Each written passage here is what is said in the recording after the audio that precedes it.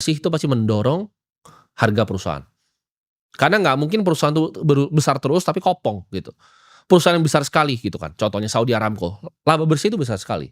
Yang kedua terbesar apa? Contohnya seperti Google, laba bersihnya itu besar sekali Google, makanya market cap-nya jumbo gitu. Cuman gue nggak percaya bisa market cap-nya jumbo tapi nggak ada isinya. Suatu saat itu pasti turun gitu. Perusahaan tuh kalau nggak ada isinya di sini gue laba bersihnya nggak ngasilin duit, itu nggak akan kemana-mana dalam jangka waktu 5 sampai 10 tahun ke depan. Mungkin dia bisa naik setahun 2 tahun, tapi dia nggak akan 10 tahun gitu. Dan yang ketiga, timing tuh penting. Jadi cari momen di saat dia terdiskon. Ini gue kasih contoh ya, 2020 ya, BCA itu setahun ya, ini seingat gue itu sekitar 20-an triliun doang laba bersih setahunnya. Sekarang setengah tahun itu 29 triliun. Harganya tapi kalau kalian tarik dari 2022 sampai sekarang itu sama gitu. Jadi apakah itu mahal atau murah ya itu tergantung kalian lihatnya dari mana. Nah, analisa itu ada dua ya. Dalam fundamental tuh ada yang namanya kualitatif sama kuantitatif ya. Kualitatif tuh apa? Kita bisa lihat orangnya, manajemennya.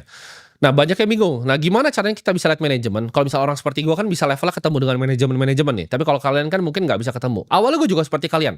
Jadi gue akan ajarin cara yang gue lakukan ketika gue masih seperti kalian. Jawabannya adalah kalian bisa lihat yang namanya corporate presentation. Jadi kalian cari misalnya Bank A punya corporate presentation, kalian cek gitu. Tapi jangan cek yang tahun ini, yang 2025. Kalian cek yang tahun 2020, 2021, 2022, 2023. Ya. Jadi kenapa kita backtrace begitu? Karena kalian lihat, oke ini presentasi korporasinya, dia beneran lakuin nggak? Ini kunci mahal nih buat lihat manajemen. Lu jangan cuma ngelihat mereka ngomong, bacot di podcast itu nggak ada isinya. Kalian lihat apa yang mereka lakukan di aksi corporate presentation-nya. Karena mulut itu murah, gitu. Tapi kelakuan tuh yang penting. Apakah mereka ngelakuin apa yang mereka omongin di corporate presentation? Nah itu tipsnya nih. Ini mau gua analisa Moody's Corp dari luar negeri, mau gua analisa macam-macam perusahaan, mau HDFC Bank dari India, sama caranya. Gue selalu lihat, oke transkripnya bahkan gua lihat tuh. Ketika di RUPS, direksinya nih janjiin A nih. Tapi kan kalau kita balik waktu, kita bisa kayak pakai mesin waktu tuh sebenarnya. Kita lihat, 2020 dia 2021 bener nggak ngomong gitu.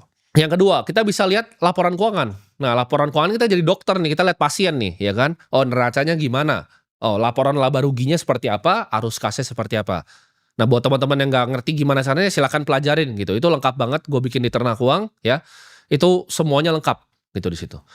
Jadi kalian harus paham gitu. Kalau gue bahas di sini nih mungkin nambah 2 jam lagi gitu kelasnya ya. Jadi kita lihat neracanya seperti apa, laba ruginya seperti apa, arus kasnya seperti apa.